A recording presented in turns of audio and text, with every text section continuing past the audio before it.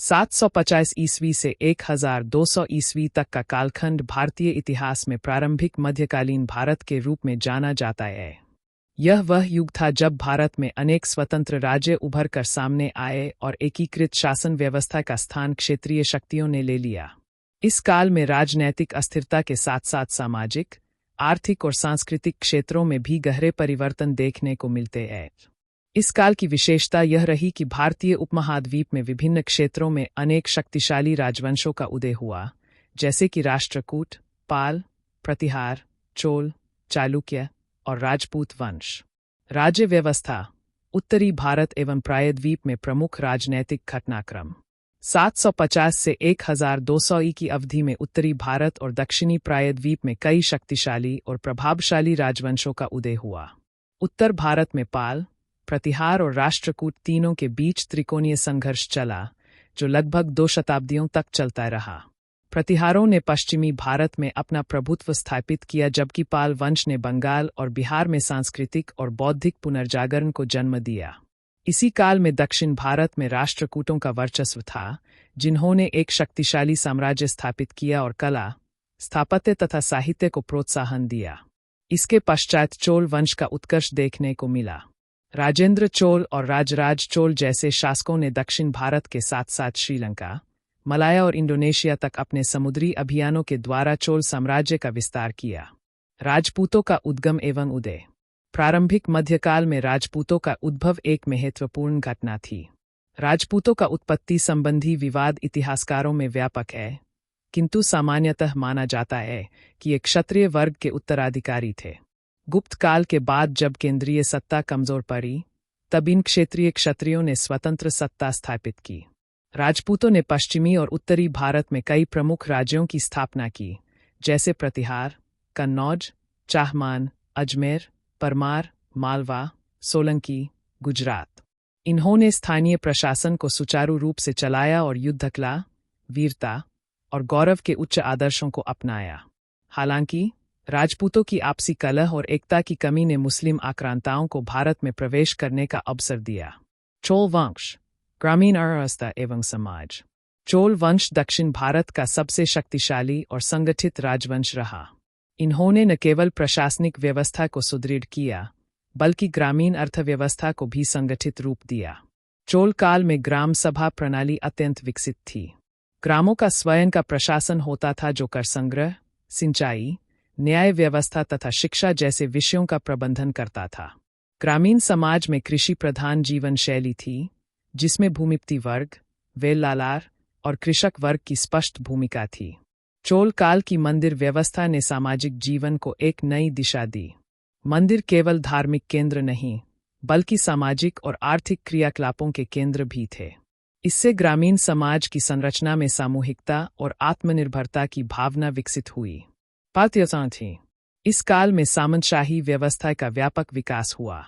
बड़े साम्राज्यों ने अपने अधीन छोटे छोटे क्षेत्रीय अधिकारियों को भूमि का स्वामित्व सौंपा, जिन्हें सामंत कहा जाता था। ये सामंत शासकों के प्रति वफादारी निभाते थे और युद्ध में सैनिक सहायता प्रदान करते थे।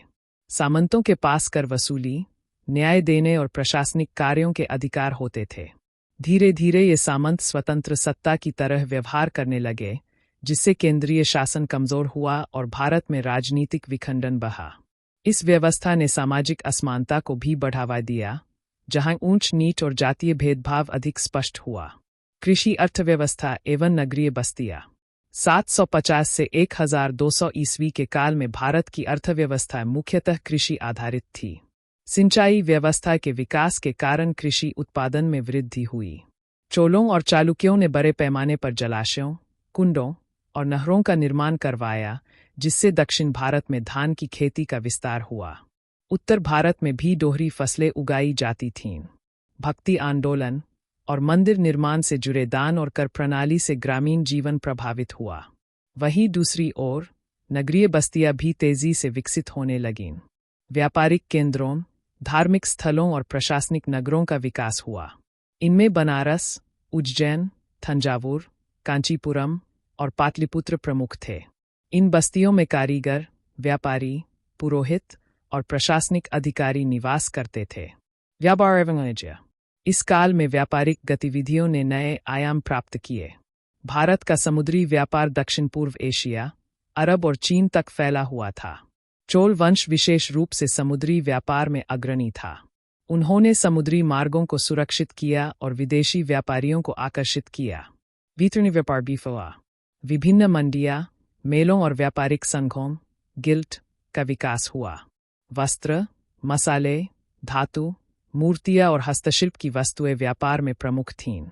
व्यापार से प्राप्त समृद्धि का उपयोग मंदिर निर्माण और नगरों के विकास में हुआ। समाज, ब्राह्मण की स्थिति एवं नई सामाजिक व्यवस्था।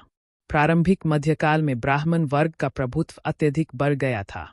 उन्हें भूमि दान, ब्राह्मदेय के माध्यम से सामाजिक और आर्थिक शक्ति प्राप्त हुई।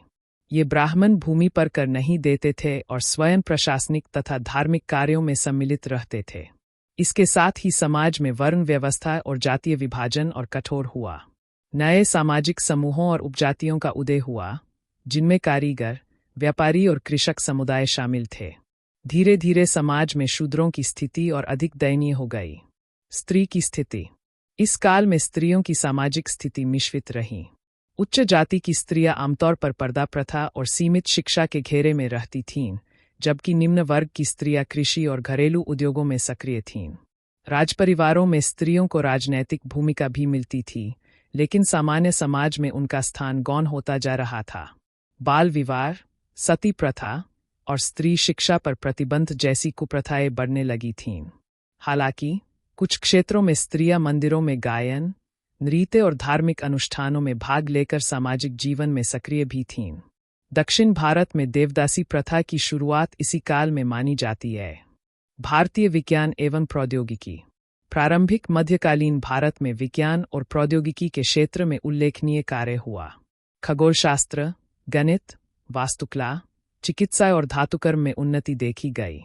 वराहमिहिर और भास्कराचार्य जैसे विद्वानों ने गणित और खगोलशास्त्र में उल्लेखनीय योगदान दिया।